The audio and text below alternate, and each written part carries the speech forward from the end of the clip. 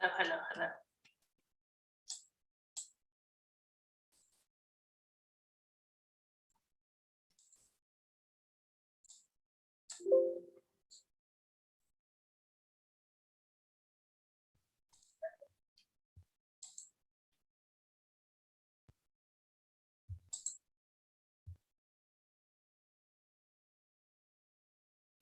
Hello.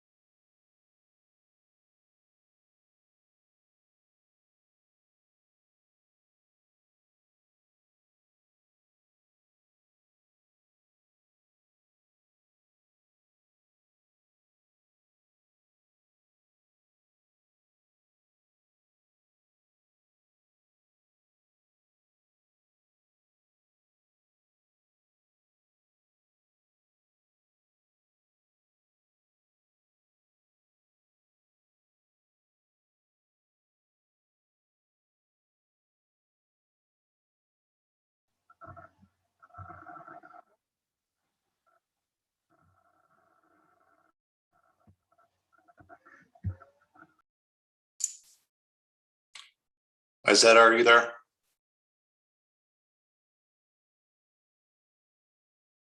I am. Izette is having mic problems. Uh-oh.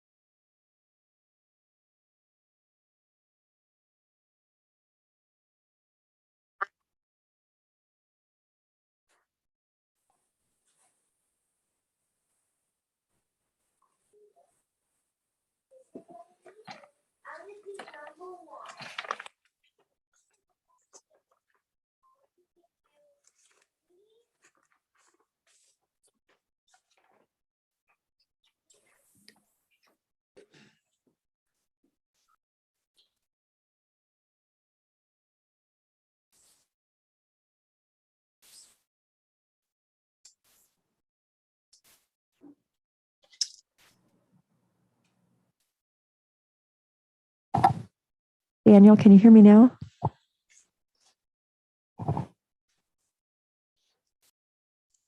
Yes.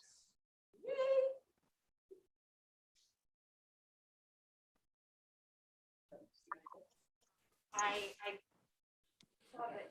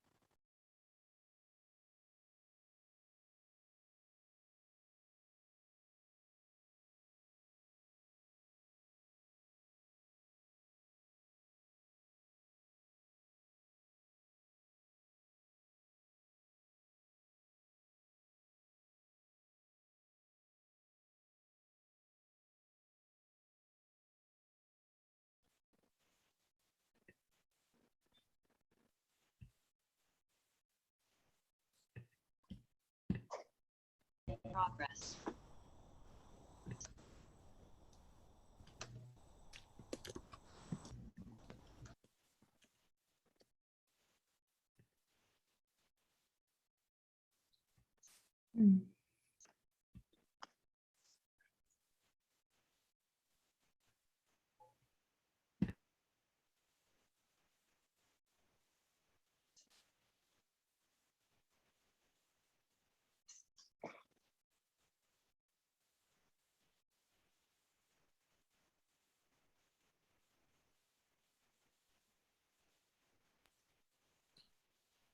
Can everybody hear me okay? Yes, sir. Thank you. Okay, I'd like to call this meeting to order. Welcome, everyone, to our regular city council meeting of October 25th, 2021. And with that, I would like to ask our city clerk to please call the roll. Counselor Long, Present. Counselor McLaughlin, Counselor Runyon, Present. Present. Counselor Randall, Present. Counselor Richardson, Present. Mayor Mays. Present. At this point, item 3 is the Pledge of Allegiance. I'd like to call on Counselor Scott Randall to please lead us in the pledge.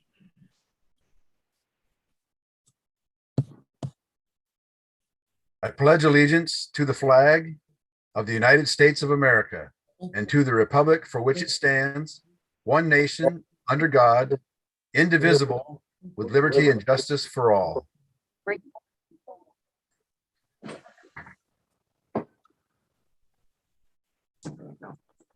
Is it on now? If I speak good. Thank you, Counselor Randall. And now we have approval of the agenda. Do I hear a motion to approve the agenda? I'll move to approve the Mayor agenda. Mays. And I'll go ahead and second. This is McLaughlin. Okay, it's been moved by Counselor Long and seconded by Counselor McLaughlin to approve the agenda. Is there any discussion?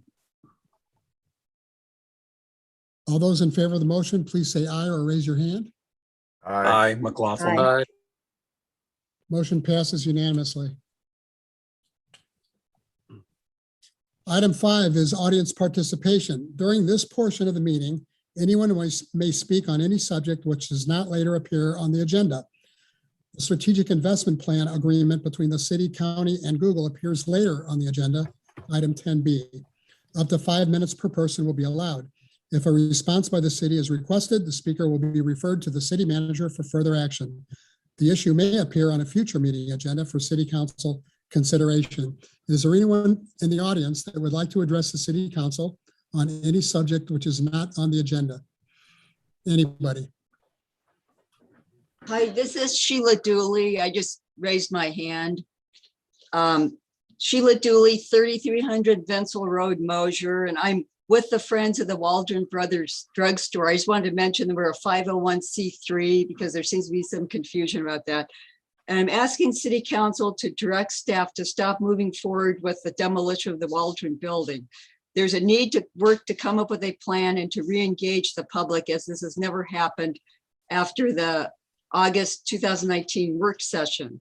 And this is partially due to the pandemic, among other reasons. As you know, we have an emphasis on history in our community. The Waldron building is a vital part of that history. Built during the Civil War, it is a primary resource on the National Register and listed in the top 10 of Oregon's most endangered places. It's the oldest commercial building downtown and has survived numerous fires and floods in the 1860s and 70s. It is the most visible historic building from the freeway and draws people to our town. There is no compelling reason to tear it down. Once it's gone forever. Thank you. Thank you for your comments. Is there anyone else who would like to address the city council for any subject not on the agenda for up to 5 minutes? Can you hear me? Yes. Oh, good. Well, this is Sam Woolsey. I'm at 751 East 18th here in the Dalles. I'm a lifelong resident of the Dalles. My family has been here since before 1900 on all sides, and I know that a lot about the history and what's gone on here, and I have a real sense of heritage for this community. I think it's a wonderful community, and I would like to say I think it would be a travesty to tear down the Getchell building, the Waldron Drugstore. It was built in 1867, not that long after the Fort Dalles was built. And I think it would be I think it would be a wrong thing to do, especially these days with all of the tourism that's coming in for the boats, the cars. I mean, if you look out on the freeway now, there are so many cars that come by the Dalles. And I think we're at a point where we can start bringing more of them in. We're getting a lot of boats in. It's just, there's a lot of things for them to do. It's just wonderful to see what's going on downtown, what's going on with Todd Carpenter's doing at the Recreation and Chuck at the Granada and over at the Neon Sign Museum and all over in downtown. And I think we need to go that way. But just to take a wrecking ball and take down that building would be a that would be a bad move, I think, on our part. What we really need to do with it is put a sign up on top of it, and it says, visit historic the Dalles, because you can see it from all over the freeway. Anyway, thanks very much. I appreciate the time. Thank you very much for your comments. Anybody else? Mr. Yeah, Gleason. this is Eric Gleason, 704 K Street, the Dalles. The Waldron Getchell building is one of the most iconic and beautiful buildings in our community. And with a little work, it can become even more of a community asset. Previous councils have seen fit to start us on this path, fixing the roof and the parapet, starting the earthquake stabilization, installing climate control, and repainting the front of the building with quality paint. The Friends of the Waldron look forward to partnering with the city to find the best path forward, one that ensures that this beautiful, important building remains a vibrant part of our community for generations to come. And we're really looking forward to working with the city to see that this happens in a timely manner. Thank you, Mr. Gleason. Is there anyone else? Okay. Thank you for your comments. Last call for comments. Okay, with that, we'll move on to the city manager report. Our city manager has been involved in a rather serious family issue that prevents her from being here tonight. So we'll forego the city manager's report. We'll move to city council reports. I see my first picture is Mr. Runyon. Councilor Runyon, do you have a report? You're muted, Rod. I was going to say, I do have a report, but we actually have the interim city manager here with us. Maybe he has something to add first. Okay. Mr. Hunter, do you have anything you'd like to say? I have no report. Thank you, Rod. What can I do? You know, I just tried to follow the script. Oh, there isn't a script. That's right. Let's see here. I was able to attend about the first half hour of the recent urban renewal meeting before going into a second meeting here at City Hall regarding a Veterans Parade that'll come up on November 11th day of the 11th month at 11 a.m. Applications are available at the City of the Dalles Chamber of Commerce. So we encourage all businesses and citizens to find a way to be involved in the Veterans Day Parade. So we'll be giving you more information on that as things progress. Several citizen meetings on subjects not on the agenda, and a number of letters, and that's been about it. Thank you. Thank you. Councilor Randall. Thank you, Mayor Mays. I have nothing to report. Councilor Richardson. Thank you, Mr. Mayor. I've had a number of conversations with residents by phone, in person, and email with regard to a couple of things on the agenda. And so I'm not going to belabor that. I recently attended an urban renewal meeting that was very productive. We have about 10 years and about $10 million left in the urban renewal budget. We're working through the projects and really it's an opportunity to start looking at what has been done in the community. A number of successful projects have been done. I don't know if we've ever really just taken an appropriate time to think about them and sort of celebrate our successes, and then also look forward to things coming up and what we want to prioritize with that money downtown. Also attended a community outreach team or intergovernmental meeting recently. And I guess I have one question or comment with regard to tonight's audience participation, which is, I guess it might behoove us as a council at some point to take up the issue that they have suggested. And I'm not sure about the right, sort of the right format for that. I know it's a complicated issue, a building with a lot of history and also a lot of sort of complications. I would prefer some guidance or some thoughts, Mr. Mayor, on that, but perhaps it's either appropriate tonight or in a future agenda item for how to move forward with that. Well, since you asked me, I'll give my 2 cents, and then I would certainly invite any other member of the council to either correct me or um, support my point of view, and that is that certainly no decision has been made on the building. I think the city manager had made a recommendation, and my understanding is one or more council members asked that it be put off. And with her recent absence from the city, from her position over the next 2 or 3 weeks, I would think it certainly would be a subject that could certainly wait until early 2022, if even then. So with that, I'd like to invite any other member of the city council to either disagree or support that point of view. Mr. Mayor. Yeah, Council Long. Yes, And then I, Council Randall. okay. Yes, I do support that as well. I had asked for us to wait on that, and then I saw city manager's email this afternoon expressing that, and I think that's appropriate. A lot of things have changed, and it's different council members now than when we first discussed that possibility. Plus, I know some personal conversations that I had with Julie one-on-one, and of course, she's not here to speak for her end of it, but that we were planning to take some steps that I know did not occur. So, and I think there's been, I haven't given my report yet, but I also had quite a bit of contact from the community asking for us just to take a pause and reassess the situation. Thank you. Council Randall. Yes, thank you, Mr. Mayor. I was just going to say the same thing. I think that the city manager indicated that any plans for demolition have been put on hold. So if nothing else, we have some time to think about it some more. Thank you. Thank you. And I would also interject here that any further discussion about the future of that building will certainly be made at a public meeting. Anybody else? Okay. Thank you, Councilor Richardson, for opening the door for that discussion. Is there anything else you'd like to report on?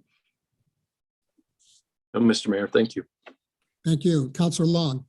Thank you, Mr. Mayor. So as I just mentioned, I've had quite a few calls and emails with constituents about the Gitchell building, and all of those contacts happen to be in favor of pausing on this before we move forward. I also had additional calls and emails with constituents regarding the Google SIP agreement and the water agreements. And I attended the urban renewal meeting last Tuesday. In addition to what Councilor Richardson said, in addition to discussing what has been done and where we're at on our current plan, we also discussed the possibility of looking at whether or not we need to add anything else to the urban renewal plan, because people may not understand this, but it has to be in the plan in order to spend urban renewal money on it. So this is a good time just to take a quick look and just reassess that, because as Councilor Richardson mentioned, we are going to be coming to the end of that soon. And I attended the traffic safety meeting last Wednesday, as well as the League of Oregon Cities annual conference last Friday. And I attended the annual business meeting for the League of Oregon Cities and represented the city of the Dalles. And I had input from the mayor and several other councilors. And so representing the city, I voted both for the new slate of officers and for all 5 of the League of Oregon City constitutional amendments, which I do believe will be in the best interest of us as a city. And that is my report. Thank you, Councilor Long. Councilor McLaughlin. Well, thank you, Mayor Mays. Since you added your 2 cents, I'll add my 3 cents. I agree with and support your thinking on the Getchell Walden drug, and to postpone and look at that in the future in a timely manner. So I have been attending all of the assigned commissions, and let's see, I too have been getting numerous calls on all the current events and emails, and have been responsive when people have called in. So I will get back, like all the rest of the counselors, when we have inquiry. So that's my report for this week. Thank you, Councilor McLaughlin. As far as the mayor's report, I have nothing further to add other than what everybody else has already reported on. the calls and emails that I've been getting about the variety of subjects that are facing the city at this particular time. So with that, we'll move on to item 8, which is the consent agenda. We have only one item on the consent agenda, and that is to approve the minutes of the October 11th regular city council meeting. Do I hear a motion to approve the consent agenda and the minutes of October 11th? Mayor Mays, I'll go ahead and make a motion to approve the consent agenda. I'll second that motion. It's been moved by Councilor McLaughlin and seconded by Councilor Randall to approve the consent agenda. Is there any discussion? Okay, all those in favor of the motion, please say aye or raise your hand. Aye. Aye. McLaughlin, aye. Motion passes unanimously. Thank you all very much. Item 9 is a resolution adopting a supplemental budget. And I assume that we are going to be turning it over to our Finance Director, Ms. Angie Wilson. Is that correct? Yes. I believe that we have a public hearing scheduled for this. So now is the time for the public hearing regarding the approval of the supplemental budget. This is a legislative hearing to hear testimony and receive testimony regarding the proposed supplemental budget. The first thing I'm going to do is open the public hearing, and then I'm going to ask for a staff report. Following the staff report, I will ask for testimony from anybody in the audience. And at the conclusion of the testimony, the public hearing will be closed, and the matter will then be turned over to the City Council for deliberation and a decision. So with that, I'm opening the public hearing. And I would not like to ask Ms. Wilson for a staff report. Ms. Wilson. Good evening, Honorable Mayor, members of council. You have before you my agenda staff report for resolution number 21-22, adopting a supplemental budget for the fiscal year 2021-22. As you're aware, supplemental budgets add funds to the existing budget. And notice of the supplemental budget was in the Columbia Gorge News on Friday, October the 13th. Resolution number 2122 is a supplemental budget for various public work funds. The first one is for the city street fund. We have realized an additional $266,893 in the beginning fund balance, with the ask of $20,000 to be allocated to the additional street maintenance projects, $7,500 to be allocated to the 9th Street House, and $209,393 for pavement preservation program, and $30,000 for land acquisition. The city's transportation system reserve fund has realized an additional $610,373 in the beginning fund balance, with a proposed allocation for the West 15th Street reconstruction project. The city water fund has realized an additional $423,494 in the beginning fund balance, with $6,200 to be allocated to the Wicks Well rehab project, and $417,294 to be transferred to the Capital Reserve Fund for the Dog River Pipeline project. The City Water Capital Reserve Fund has realized an additional revenue in their beginning fund balance of $284,452, and additional revenue from the interfund transfer from the City Water Fund of $417,294, and this ask is to be allocated to the Dog River Pipeline project. The city's wastewater fund has realized an additional $234,268 in their beginning fund balance, with proposed allocations of $30,000 to the wastewater treatment plant maintenance parts and $75,000 for the air piping replacement, with additional $129,268 for the West 9th Street sewer line. And lastly, the city sewer special reserve fund has realized an additional $3,553,482 in the beginning fund balance, with proposed allocations of $1,558,482 for the West Side Interceptor project, and $1,995,000 for the West 2nd Street utility project, which was postponed from the fiscal year 2020-21.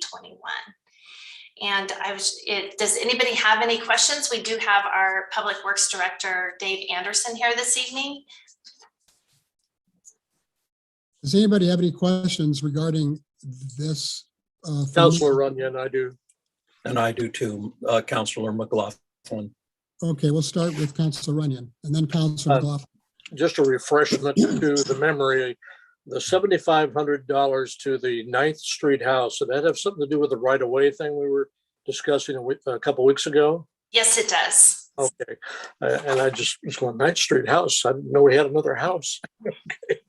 But that, I assumed that's what it was, but it wasn't explained in here. And then the money for land acquisition, is that just a general pot or was that specific? The $30,000 placed it for land acquisition. Counselor, that's for a specific purchase of some right of way out on West 15th Street. Okay, very good. Okay.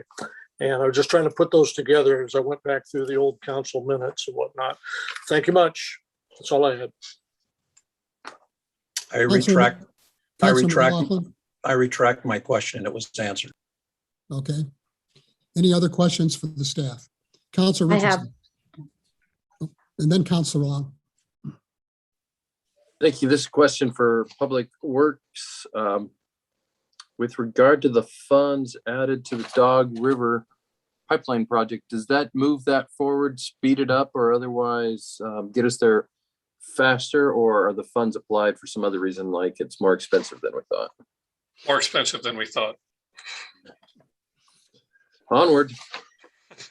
But it won't slow it down, will it? No, we're moving these monies over to keep us moving forward. And we'll actually be reaching out to the state of Oregon and asking for some additional funding from them as well. Counselor Long? Yes, so I just wanted to ask Finance Director Wilson, I had some questions from the public asking me to explain why we have extra incoming and income. And so I just was wondering if you go ahead and explain that to everyone before we go into the comments. For some of the line, for some of these funds, some of these projects did not get completed in the 2020-21 fiscal year. So that money additionally rolled over to the ending fund balance, which moved up to our beginning fund balance for the fiscal year. So when we're creating our budget during the year, we're typically creating that in between January and March. And so we always have, great ideas of what might happen in those last 6 months, but again, it's just an estimate of what might happen. So, our revenues may have came in higher or our expenditures may have came in lower, which increases our beginning fund balance, which allows us to do the supplemental budget and be able to use that for our projects within the various funds of the Public Works Department. Thank you for explaining that to the public. Thank you. Any other questions? Okay, with that, we'll move to public participation. We'd like to take testimony at this time, either in favor or opposed to the resolution. Is there anyone in the public that would like to testify on this supplemental budget? Anybody?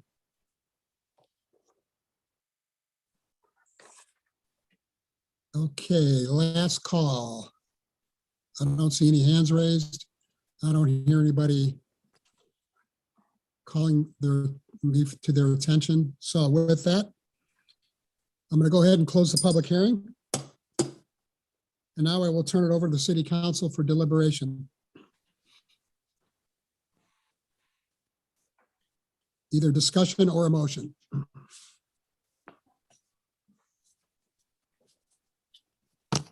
Mayor Mr. Mays, Mayor, go ahead, Mr. go ahead, Counselor Counselor Long. McLaughlin. You go After ahead. you. Okay. All right. I'll go Oh, ahead and make gosh. the motion. You can Okay. second. All right, Okay. here we go. I'll move to adopt resolution number 21022, adopting a supplemental budget for fiscal year 2021, 2022, making appropriations and authorizing expenditures within various funds of the Dallas adopted budget. And I'll second that. Thank you. It's been moved by Councilor McLaughlin and seconded by Councilor Long to approve the resolution adopting a supplemental budget. Is there any more discussion? All those in favor of the motion, please say aye or raise your hand. McLaughlin, aye. Richardson, aye. Okay, it passes unanimously. Thank you all very much. Thank you.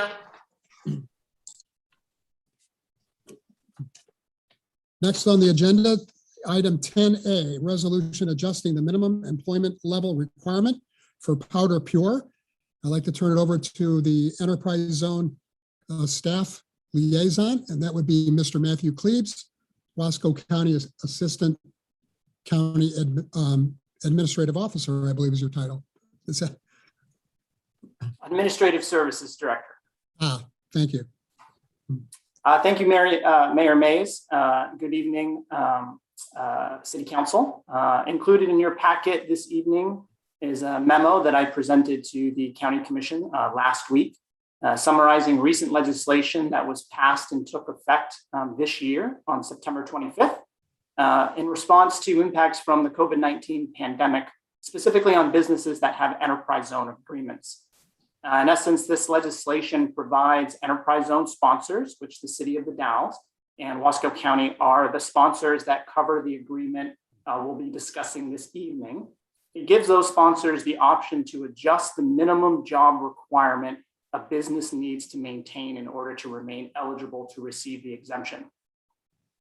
Powder Pure is a business located down in the port area and has such an enterprise zone agreement, and relatively recently completed an expansion of both their building and their production line. This expansion is covered by what we call an extended enterprise zone agreement, which is up to a 5-year agreement and was originally approved by both the city and county. The first year of this abatement was in 2019, and with the completion of their investment, there was an employment increase from roughly 78 employees to 104.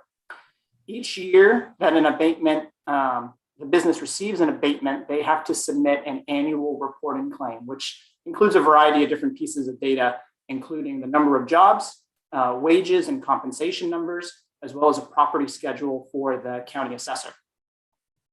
As detailed in the memo included in your packet, Powder Pure's 2021 report or annual report stated an employment level of 67, which is below the agreed upon minimum of 86. Under the extended enterprise zone guidelines, a business has to increase their employment by at least one employee or 10% of their existing employment. Given the impacts of COVID-19 and the recent legislation that was passed, we prepared a resolution for consideration by you this evening. This was passed by the County Commission, like I said, last week. And this resolution essentially adjusts Powder Pure's minimum job requirement to 50 for the 2021 year only. The legislation does allow a sponsor or sponsors to pass a resolution that would apply for next year, but that would have to be passed by June 30th of 2022. And it's my recommendation that we continue to work with Powder Pure, stay in communication with Powder Pure over the next several months, see how the impacts from COVID-19 continue or abate, knock on wood, fingers crossed, and see if that additional resolution would be needed. To apply to this year, the resolution has to be passed and submitted by November 9th, which is coming up quite quick. Now, we do have a representative from Powder Pure on the call this evening, William Parkey, and he has prepared a presentation that I think if Izetta has given him the power, he can share his screen and can give a little bit more detailed information into Powder Pure itself, what they do, how they do it, and how they've been impacted. Go ahead, Will.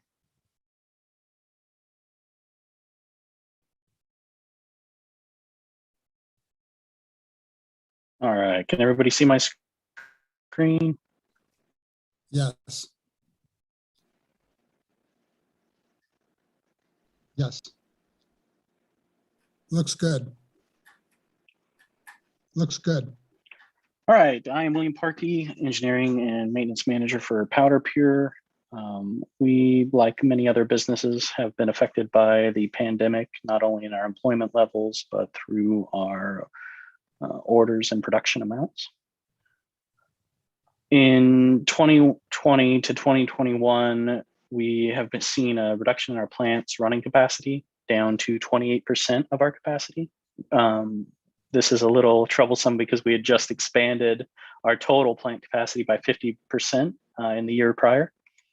Social distancing mandates and shift changeovers has made it where even that 28% capacity was reduced further by 250 production hours. And this was mostly due to the time periods in between shift requirements. So we had to create bubbles in which no one would actually interact. And then the cleans that would happen in between those shifts, we would have to shut down. This resulted in the 250 production hours lost and direct costs of $42,000. Our employment headcount, which is the main point of contention with our enterprise zone abatement, you can see a kind of steady decline from when this started. The bulk of that decline was our sales staff had left their jobs to find new employment, and we were not able to backfill those positions after several attempts. And we actually ended up outsourcing that into another sector of our parent company. So that's that kind of the big jump down from 68 employees down to the high 50s, which no longer opened those jobs to our area. That being said, we've always had open jobs that we've been unable to fill within the current climate. This is an issue not only for us, but other port area and the Dalles area. And it's not just skilled labor, it's entry-level positions. We're just having a lack of applicants. We have not been able to be fully staffed, even though we have extensive recruiting through several outsourced recruiters, as well as local job fairs through our local HR. We've had a change in our sales amount, which has kind of coincided with our lack of labor. It's pushed out our processing lead times and makes it a little bit harder for us to respond to orders as quickly. So we've lost out on some revenue that way. We've actually had to suspend entirely our second shift due to lack of available labor. It was a 7-employee shift, and we only have 2 people to work on that shift. During the pandemic, even at the beginning of the pandemic, Powder Pure strived and was able to maintain no layoffs. In areas and times where we had no orders, we were able to support the staff through training projects and special projects around the plant to keep them busy. And kind of to reiterate that same problem that we're all having is there's just a lack of available labor force in the area.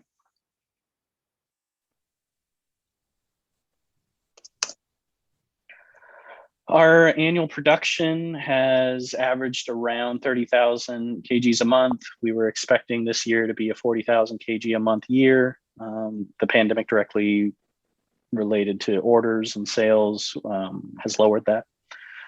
Along with our employment constraint, our overtime has increased greatly. So while we do employ less employees, though, unfortunately, we're asking those employees to work a lot harder and a lot more hours. Our overall average employee salary is above $42,000, so it's a livable wage. We offer great benefits, scheduled shifts. We're a good place to work. We're just having trouble finding those employees. And that's the end of my presentation. I hope that we can.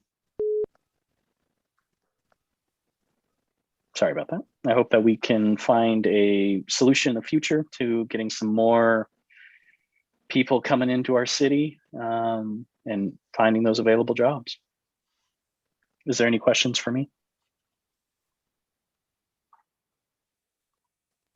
Will, if I may ask briefly, could you give a summary of what Powder Pure does for those who may not know? Absolutely. So Powder Pure is a food processing company. We take raw ingredients and we turn them into a shelf-stable powder. So think raw spinach, raw greens, raw fruits, raw apples. They come in whole form on trucks. We'll grind them up into a slurry, and then we turn that into a dehydrated powder.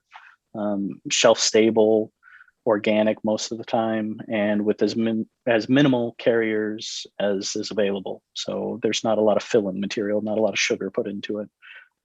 So this is kind of a holistic push forward for food. It's whole food, clean label.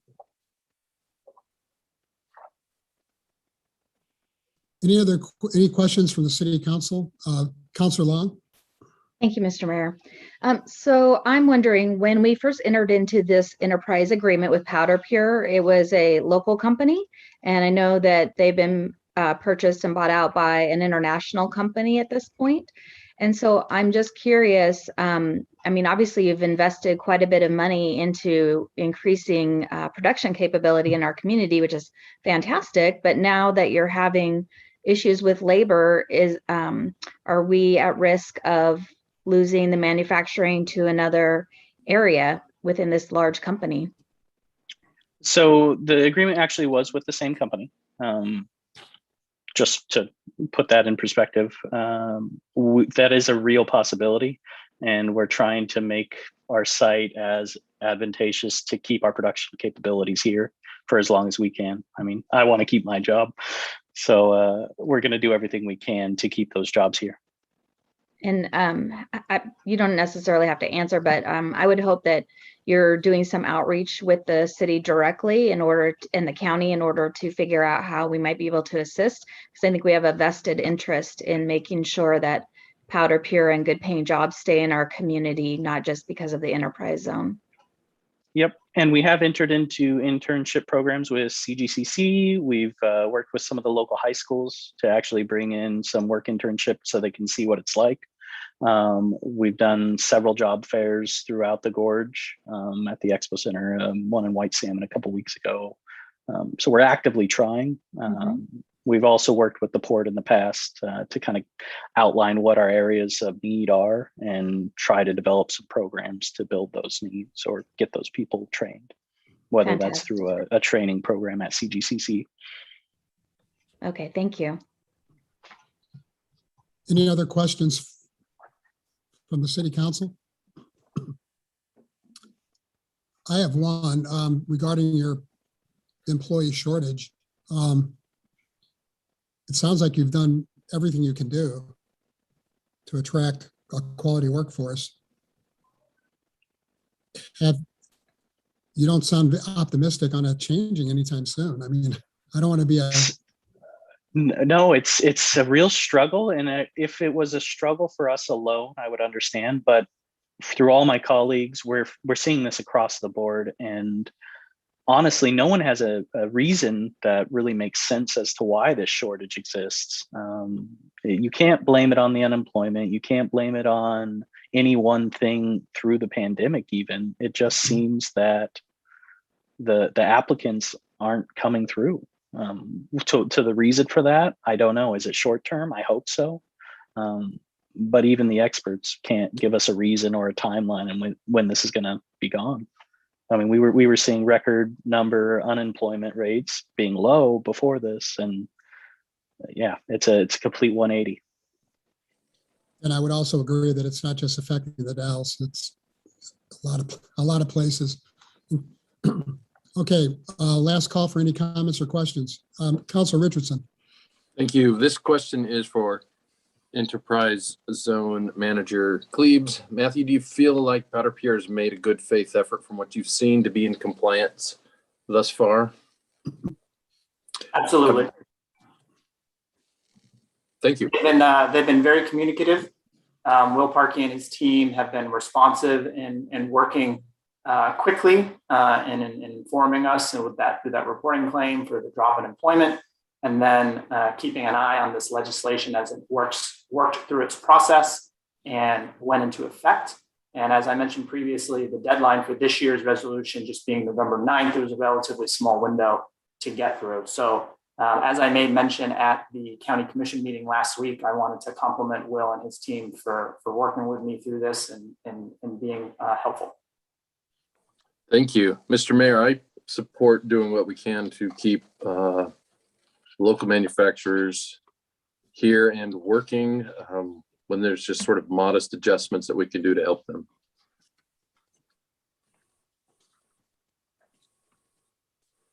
Thank you, Councilor. Any other questions or comments? Mr. Mayor, Counselor Randall. Yeah, I just have a procedural question. If we propose this resolution, do we need to specify in the resolution the number of employees as 50?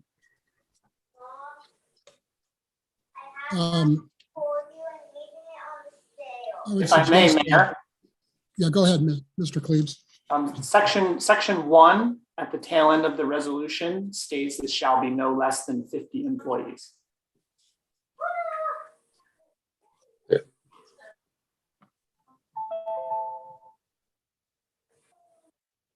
Okay. Any other comments or questions? Okay, I'm looking for a motion.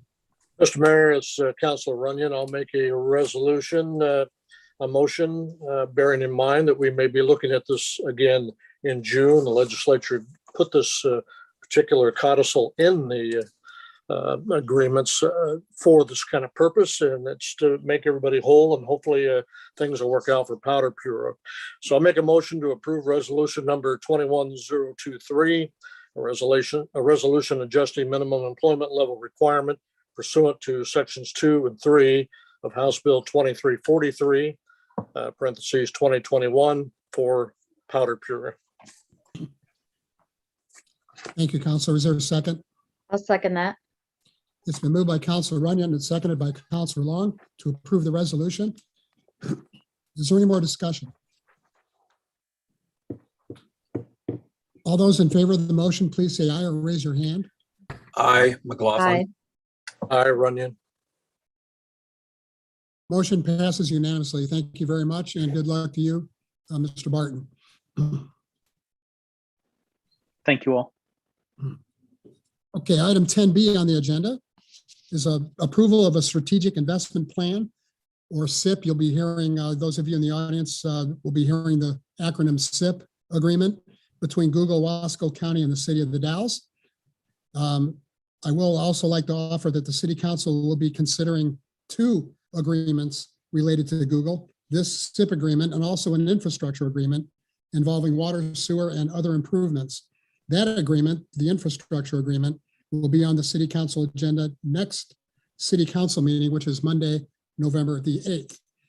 Now, as far as the SIP agreement is concerned, we will first hear from the aforementioned and introduced Matthew Klebs, who will give a staff report.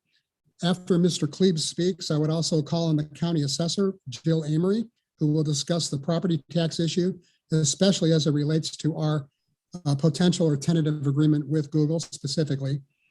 The third, we will then entertain questions and comments from the city, well, actually just questions from the City Council.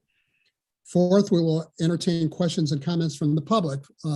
Your comments will be limited to up to 5 minutes. We would ask you to identify yourself when the time comes with your name and your address after I call on you, and don't forget to unmute yourself. The 6th, after the public discussion or public comments and questions, I'll turn it back over to the City Council to discuss the issue. And that will, of course, then we will entertain any kinds of motions to pass the resolution under consideration. I'd also at this time like to introduce, in addition to Mr. Klebs and Ms. Amory, Tyler Stone, the Administrative Services Officer for the Wasco County, is here tonight. Kristen Campbell, who is the county's attorney, Jonathan Kara, who is of course the city's attorney, and Kathy Schwartz and Scott Hagee, who are also members of the Wasco County Commission. So with that, I would like to turn it over to Mr. Klebs for the staff report. Thank you, Mr. Klebs. Thank you, Mayor Mays and members of council. Before you is the culminating work of many months of effort by various individuals involved in crafting the legal agreement included in your packet this evening. As previously, of course, I've included a memo summarizing the strategic investment program created underneath Business Oregon, similar to the enterprise zone agreements that we were talking about previously, and expressing the shared interest by Google, the city, and county in utilizing a SIP agreement for the development of privately purchased and owned piece of property here in the City of the Dalles, generally known as the aluminum site, This is property that Google has already purchased from a private seller and is looking to continue their investment in the Dalles. I want to stress first and foremost that this SIP economic incentive or agreement is wholly separate from other use agreements and other necessary approvals that Google, as any development or developer, would need to go through and secure in order to move forward. Those will stand on their own and will be circumvented by the SIP agreement under discussion tonight. Also included in the memo is a summary of the several previous public meetings and hearings that we've had throughout the year. We had 4 meetings, I believe, earlier this year in February and March. And there's been various conversation going on, answering community questions and whatnot. In essence, this is a topic that has been discussed and reviewed and discussed again several times throughout the year, and bringing it forward to the council tonight as an action item. Went to the county commission last week as an action item and was approved. Those previous meetings involved the presentation of a term sheet or a summary sheet of the SIP legal agreement. And much of the work over the past few months was in taking those bullet point provisions that we had crafted originally at those public meetings and translating them into a 25-page legal document that's been included in your packet, as I said. All sides needed to be agreeable to that legal agreement. The triggers had to be in place for what happens when, and took a substantial amount of effort to get that all squared away and do our due diligence on and reviewing. It also took some additional time to communicate with our partners and other parties, including the fire district, to generate and get to an understanding and alignment with the SIP agreement and its associated projects and impacts. And at the end of the day, the only substantive difference between that original term sheet that we presented and its bullet points and a similar bullet pointed list presenting the legal agreement tonight is that there was a change from that from a 20-year window allowing for the up to 15-year tax abatement agreements, a change from 20-year to 25 to allow Google the additional time needed to complete those projects, get them in the construction queue, and get these developments completed. Again, I'd like to stress that even with that change in that window, each of the up to 2 projects may still only receive up to the 15-year exemption each. But I'll take a step back and I'll simply review kind of that bullet point list that I referenced earlier, just to refresh everybody's memory and explain the key components of the agreement to anybody new on the call this evening. So again, this agreement covers up to 2 distinct SIP agreements or data center projects. As I mentioned, it provides a total maximum of a 25-year window for the 2 projects, each with a maximum 15 years of partial tax abatement before returning to full tax. There's a one-time $3 million initial payment for each project tied to what we call construction in process. And then the main components, which are partly state prescribed of the legal agreement, include statutory taxes, which is tied to the total level of investment of each project. And so per Business Oregon, if the total investment is under 500 million, 25 million of that development would be taxed. If the total investment is 500 to $1 billion, 50 million of that development would be taxed. And if the total investment in the development is over $1 billion, 100 million would be taxed. And that would be for up to, again, each project. There's a state prescribed community service fee, which is also a payment utilizing a formula, which in essence is 25% of the tax savings capped at 2.5 million. And then there is what we call the guaranteed annual payment or GAP payment for each project. And the GAP is again based on a formula, and it's based on a percentage of total property tax equal to the combined payments of the statutory taxes, the community service fee, and then the GAP. And so project 1 is 50% of full tax, and project 2 is 60% of full tax. And I'll draw your attention to Exhibit A in the legal agreement, where we have put an illustration or an example of what that calculation would look like, how we get to the GAP payment and And again, I must stress though that it's for illustrative purposes only. Those are not real numbers. Please don't use them in your budget processes or anything like that. It's just an example of how that formula could play out. The state taxes, the community service fee, and the gap payment will be paid each year of the abatement. And the agreement also includes the transfer of approximately 35 acres of property that Google currently owns to the county. And this is property that's close to the Norcor facility. And that would be finalized once we have approval from Business Oregon on the agreement. The agreement also includes a right of first refusal. And a right of first refusal gives the city and or the county the option to purchase the property from Google should they cease operations for up to 10 years after the completion of the final abatement. This also includes a credit towards the purchase price to potentially offset any costs of demolition or repurposing of that property. Included in your packet is a resolution for consideration this evening approving such an agreement. A similar resolution was passed, as I said previously, by Wasco County Commission last week. And the next steps, should the resolution be passed, is for Wasco County to formally request determination on the applications on the projects by Business Oregon. And that formal request is on the county's, tentatively on the county's agenda for the first meeting in November. And then Google will then submit applications to Business Oregon, who has approximately 21 days to have an initial hearing on those applications and determine if they are eligible enough. Excuse me. If the respective resolutions pass and this process continues to move forward, we'll be continuing to do work and development of determining the distribution of the community service fee, which involves participation by the city, the county, and 75% of the tax levy of non-school districts, relevant tax districts located at the project site. So those are the parties that would be involved in determining the distribution of the community service fee.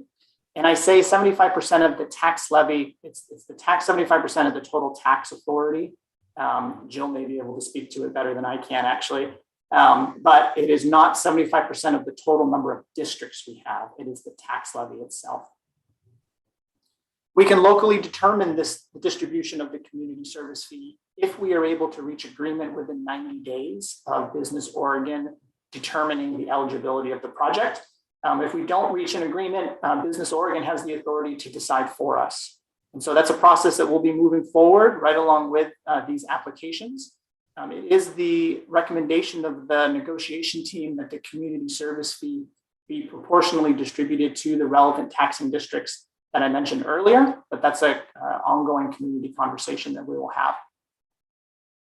And finally, once a positive determination is received by Business Oregon, we'll continue to work with Google to finalize the transfer of the 35 acres that I mentioned previously. And with that, I'd be happy to answer any questions that you may have or add any more detail that you may need. Thank you very much.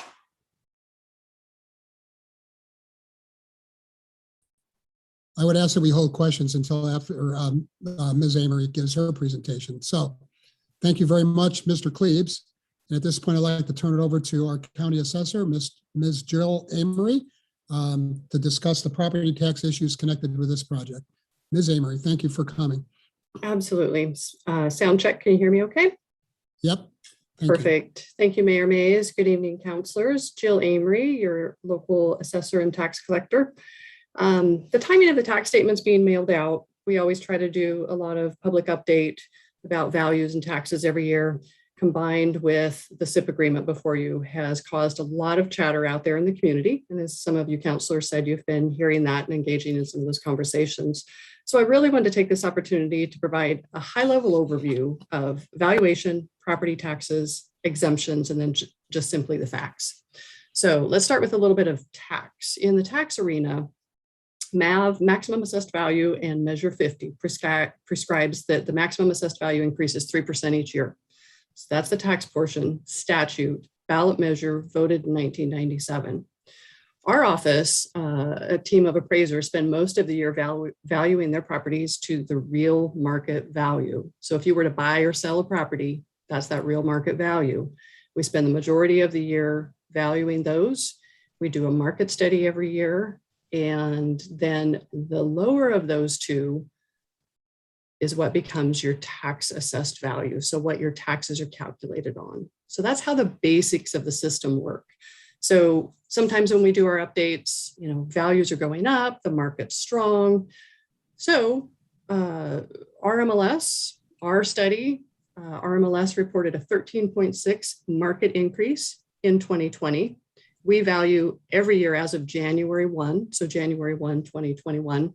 Our market study saw similar real market values. However, the Measure 50 prescribes 3% maximum assessed value. So again, the lower of those two are going to be what you're taxed on. So it does get confusing for the public, especially when the headlines read, property tax increases. Yes, it did, typically by 3%. Though our market increased 13.6%, most people will only see a 3% increase in their taxes this year. So I just wanted to demystify that and get those facts out there. The reverse also happens. In 2009, when our market tanked, values went down. When real market value drops below that maximum assessed value, you'll actually be taxed on the lower of the two, the real market value. So we really follow what the market's doing, whether it's going up, going down, or stabilized.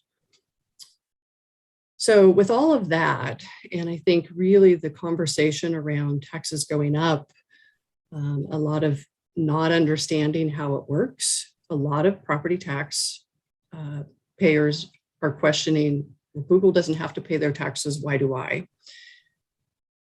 So I think what a lot of people don't understand is it's not just Google. For instance, we just saw PowderPure, who was a recipient of the enterprise zone, brings value to the community, brings jobs.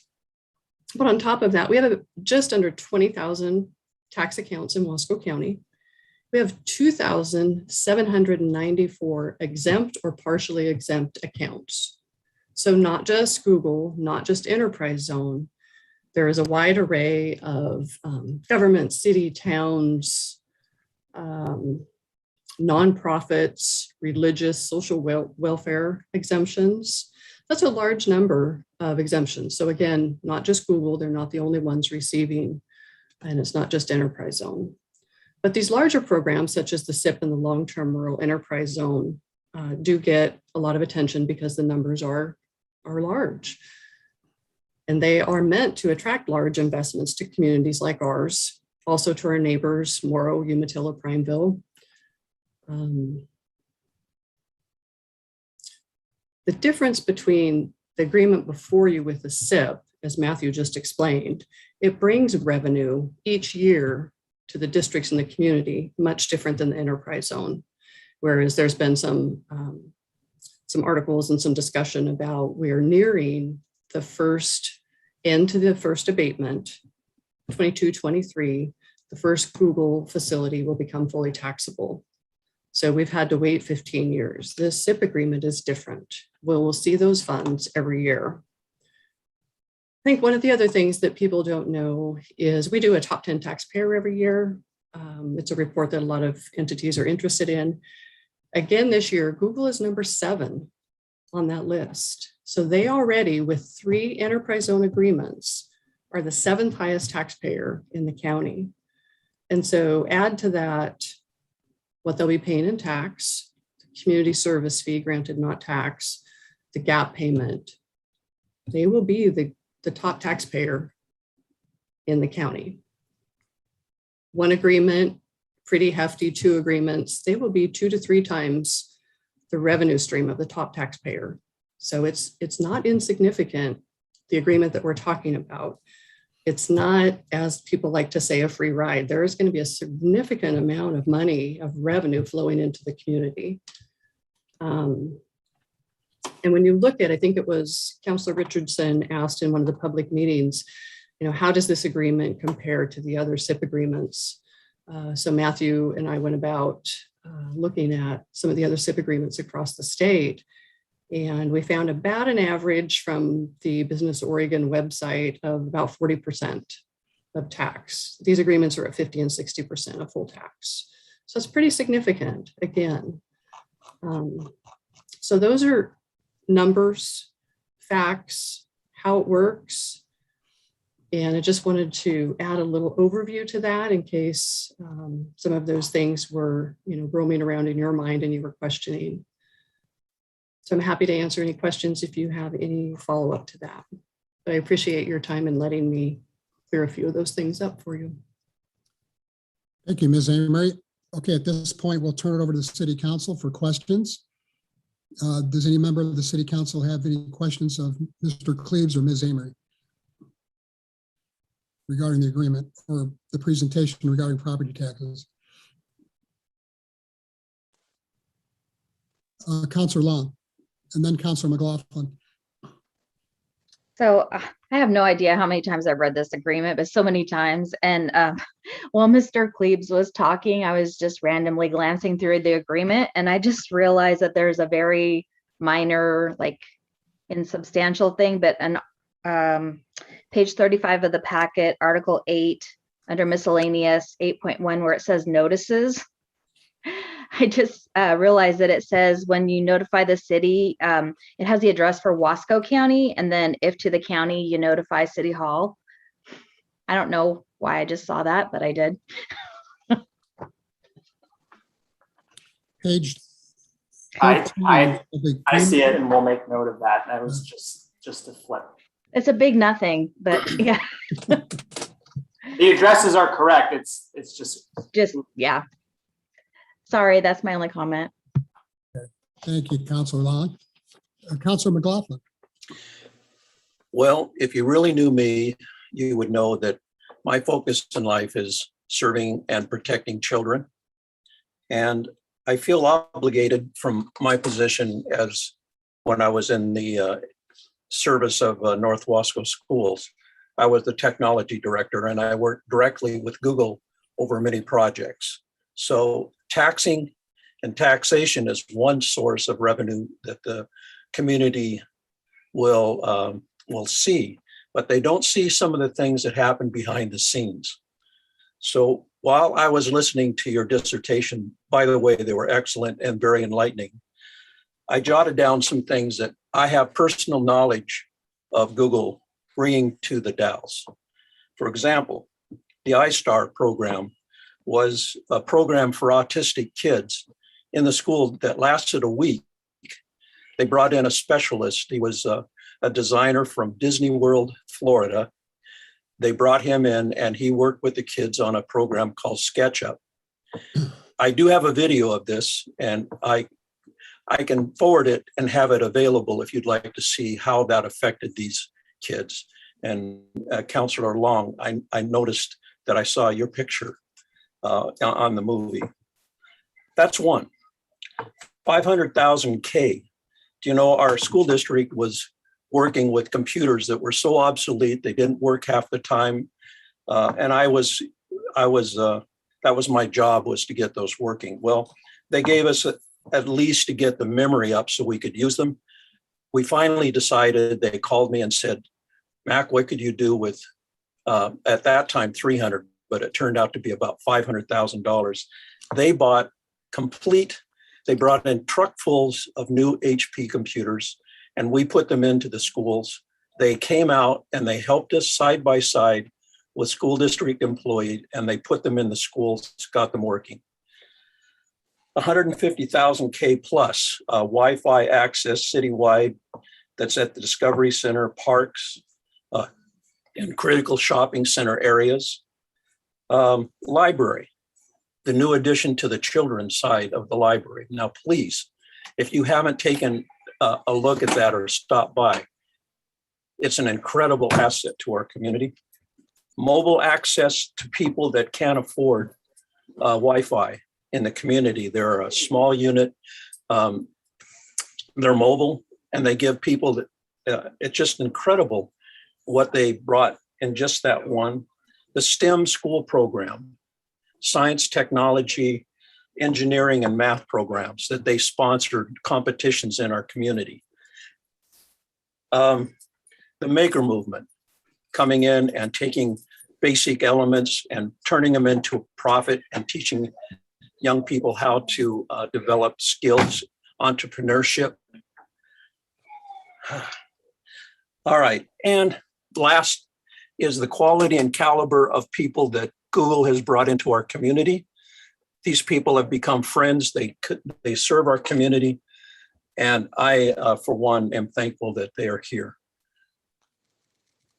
I hear about fair share, paying fair share, but I don't see a lot of people stepping up in community service and going on those Saturdays, but I do see Google people out there. So I rest my case. Thank you, Councilor McLaughlin. Is any other counselors questions for the staff? Councilor Richardson. Thank you, Mr. Mayor. This question is for either Matthew or Jill as appropriate. Two questions. One, with regard to the community service fee to be negotiated with 75% of total taxing authority, does that include the school district or not include the school district? It does Do either not of you know? include, it does not include the school district as a percentage of the 75%. It does not preclude, of course, input, but the Right. Oregon statutes specifically lay that out, which districts contribute to that 75% mark, and school districts are not part of that. Thank you. And just a point of clarification for me, will the hopefully locally negotiated community service fee need additional resolutions from the taxing bodies to be to take effect? I would say possibly. I'm not sure the exact agreement vehicle that would be used, if it would be resolutions passed by the various taxing districts, or if a single memorandum of understanding would be a more appropriate vehicle. That is some of the continuing work that we would do once we know a community service fee is coming down the pipeline. To whom it may concern, I strongly want City Council to be able to take a look and give input and vote on that. That's it. Thank you. Thank you, Counselor. Anybody else? I have a question for Ms. Amory. When you addressed the issue about Google being the 7th largest taxpayer, I'm sure there's people that think they should be the leading taxpayer. I remember before I was mayor, we all know that the 2005 agreement with Google brings in $250,000 annual payment to the city. The second agreement with Google, which was negotiated in 2013, brings in an additional $800,000 to the community, which adds up to $1,050,000 per year. And at the time, I was under the impression that at $1,050,000, if that was actually a tax payment instead of a payment in lieu of taxes, they would be the leading taxpayer in the county. Is that a correct assumption? You are correct, Mayor Mays, and thank you for making that point. They're not tax dollars, but indeed, the top taxpayer this year is Union Pacific Railroad, and I believe they are at $748,000 and some odd dollars. So that's, if you include those non-tax payments that we do receive as revenue, they do indeed bring in more revenue than the top taxpayer currently. Okay, and since I've been mayor, the Taylor Lake facility, they're also paying annual payments in lieu of taxes on the third phase, which was negotiated in 2000, which was actually finalized in 2020. And that is an additional $1,800,000 to the community every year.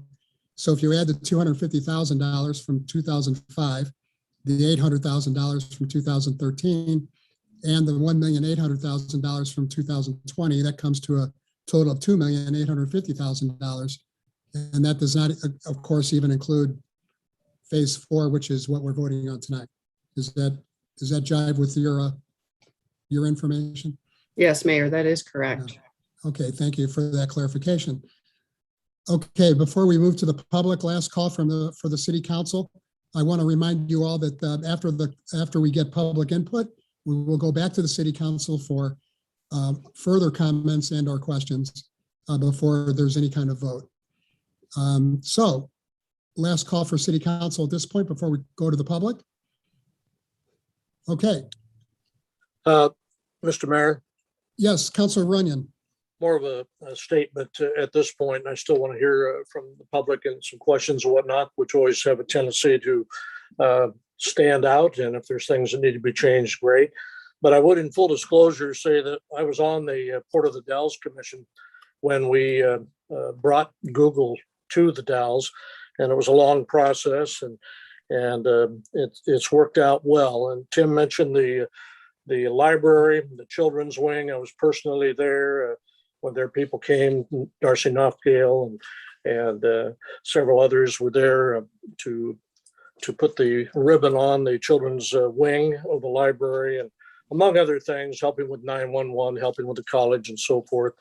And I was on the county commission when we brought in the second enterprise zone, 2013, and then I've been here on the council as 2020s went into effect. And what I have said back when I was a county commissioner, and I've said it as a counselor, I was not in favor of doing an enterprise zone contract again. What I was in favor of was the strategic investment plan, which counties to our east have used very successfully, Sherman County most notably, in their windmill projects and so forth, because the biggest complaint all over the years, even though really the majority do not understand is the tax implications as clearly as Jill Amory expressed them here tonight as our county tax assessor. The big thing with the SIP is that all the tax districts are involved. And the school is an exception, but that's by state statute. But even so, the city and county over the years have found another way through the funds received to help out with the school district. One project that comes to mind with the high school was the painting and landscaping of the 10th Street side of the building to improve the looks of that a number of years ago. So they've helped in so many ways, among the ones that Tim mentioned and others. The other thing that I've been hearing in conversations over the last month or so regarding the agreement itself, wondering, how we can be able to do this, how a local negotiating team can do this.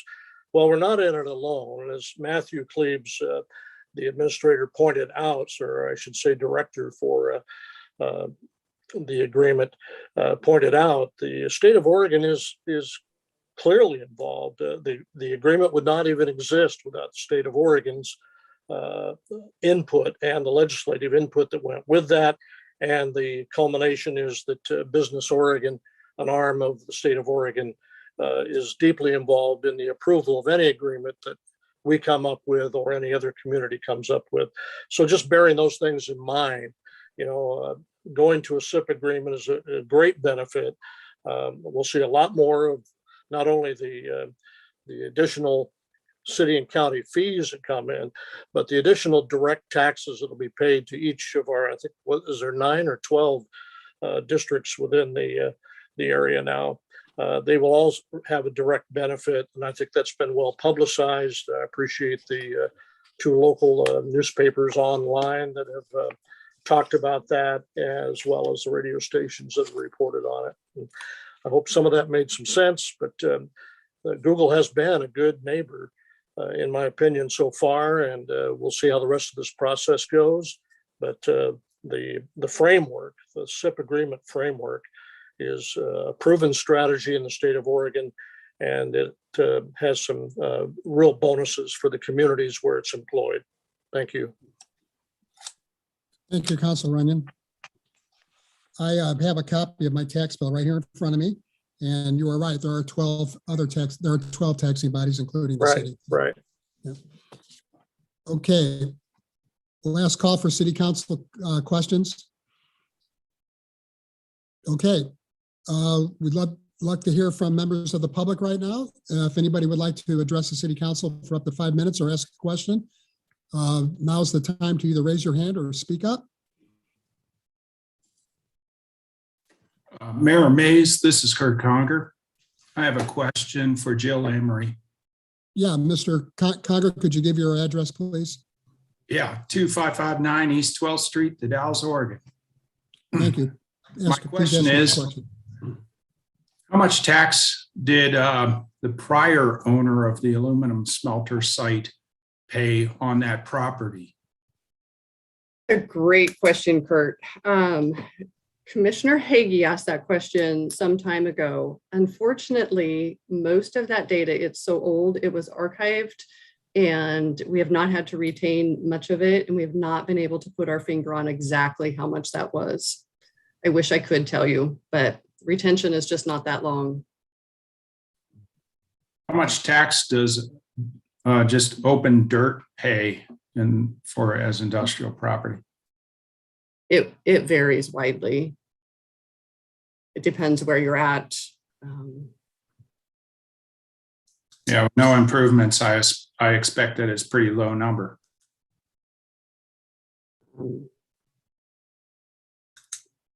Define low.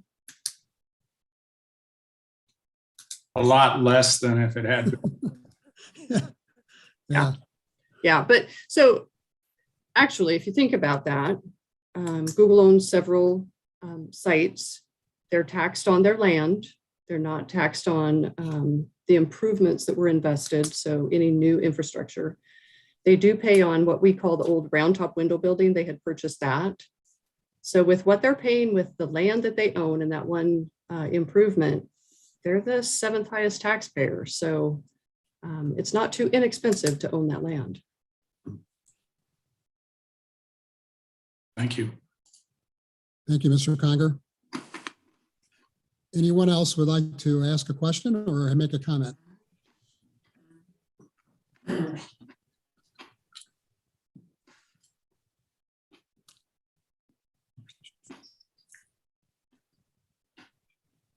Mr. Mayor?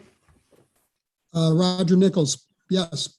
Thank you. Just a quick clarification. Roger, 1617, Roger Nichols, 1617 Oregon Street. Is there a connection? What's the connection between the water agreement, all the money that Google's going to invest, and this? Are they operating on a parallel track or one sequential to the other? One is sequential to the other, but I would say they're closely related in that both of them have to be passed for the project to proceed. And as I said at the beginning, we expect to entertain the infrastructure agreement, which includes the water, sewer, and other infrastructure at our next city council meeting on Monday, November 8th. Thank you. Anybody else?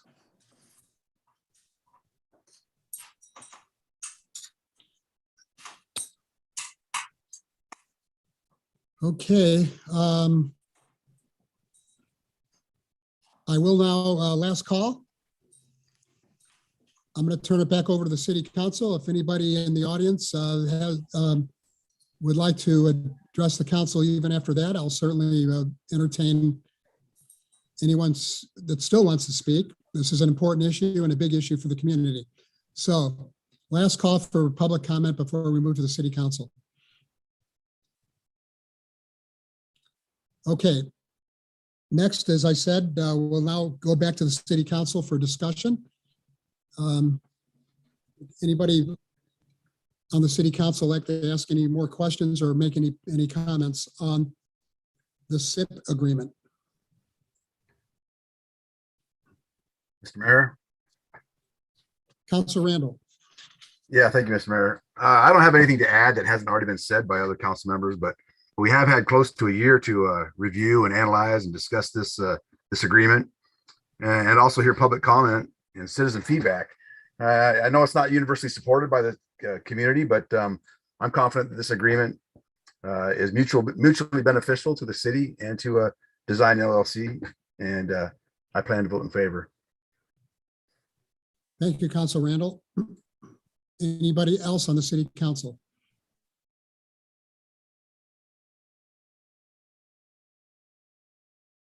Okay, I'll take a crack, Mr. Mayor. okay, Council Richardson. I was waiting. I didn't want to jump to the front of the line this time. I have a few comments just to outline my thoughts. I'm going to be as brief as possible. I know there's a lot of interest in this issue, and rightfully so.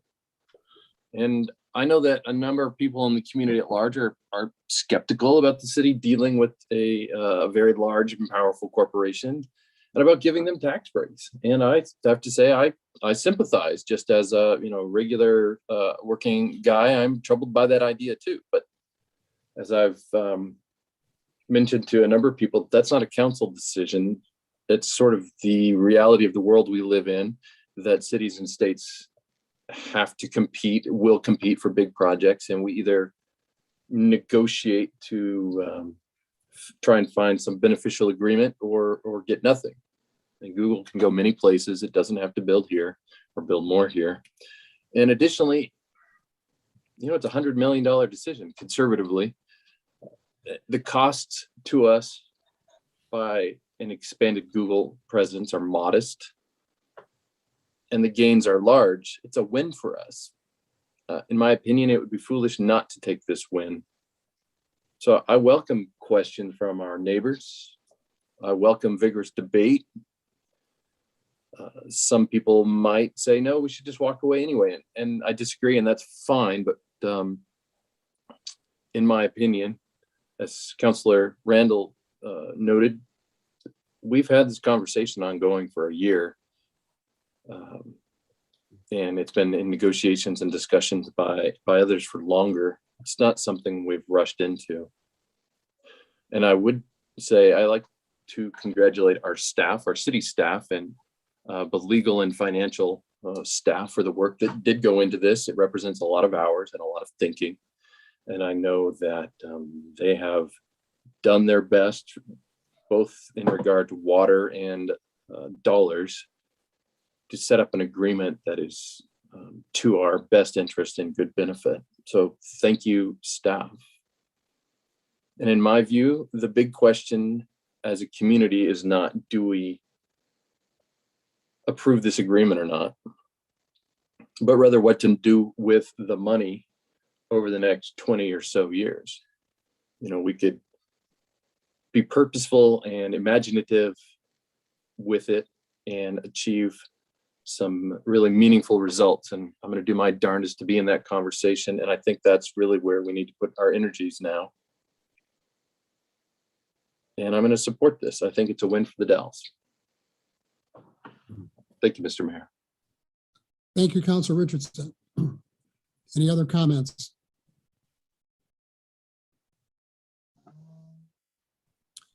Okay, with that, I will entertain a motion. Mr. Mayor, this is Councilor Runyon. I'd like to make a motion to referring to resolution number 21-024, resolution approving the strategic investment program agreement between the City of the Dalles and Wasco County as co-sponsors with Design LLC.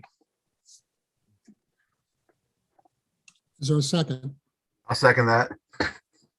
It's been moved by Councilor Runyon and seconded by Councilor Randall to approve a resolution adopting the strategic investment plan between Google, Wasco County, and the city. Is there any more discussion? I'd just like to make a comment in regard to Councilor Richardson's comments. I totally agree. And it would be good to really to go back through and put together a good list. There have been many great accomplishments that the city and county were able to put together over the years. And I'm sure we're going to have opportunity to do some of those same type of agreements in the future to improve our community and the county. Thank you. Excuse me, Mayor Mays. Yes. I think you need two motions. You need one to approve the strategic investment program agreement, and then you need to adopt the resolution. Jonathan, is that correct? Can you please repeat that? Jonathan, you're muted. Thank you, Mayor Reyes. I'm having issues hearing Izetta. Can you please repeat that? She asked if we need one motion or two, one to approve the agreement itself and one to approve the resolution. Let me take a look at the language of the resolution. One moment.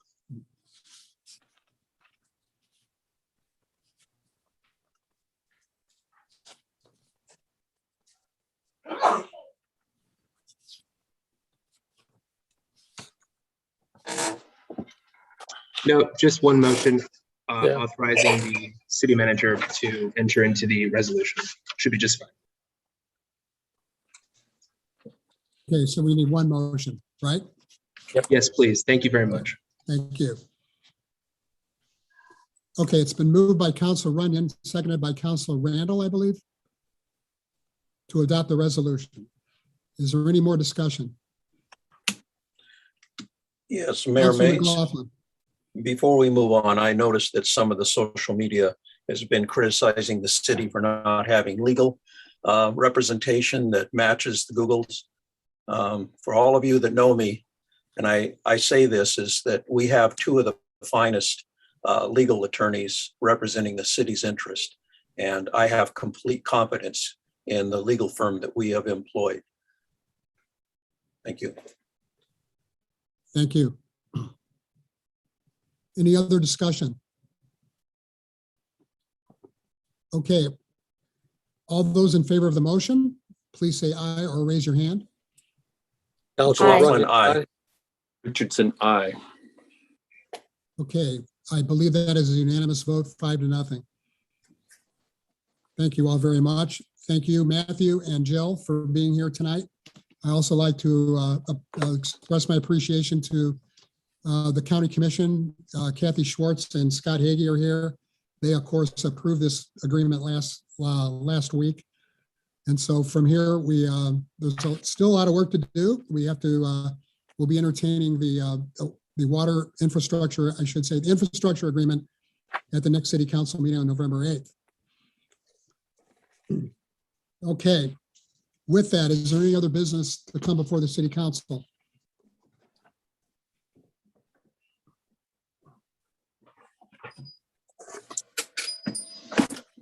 Okay, thank you all very much for coming.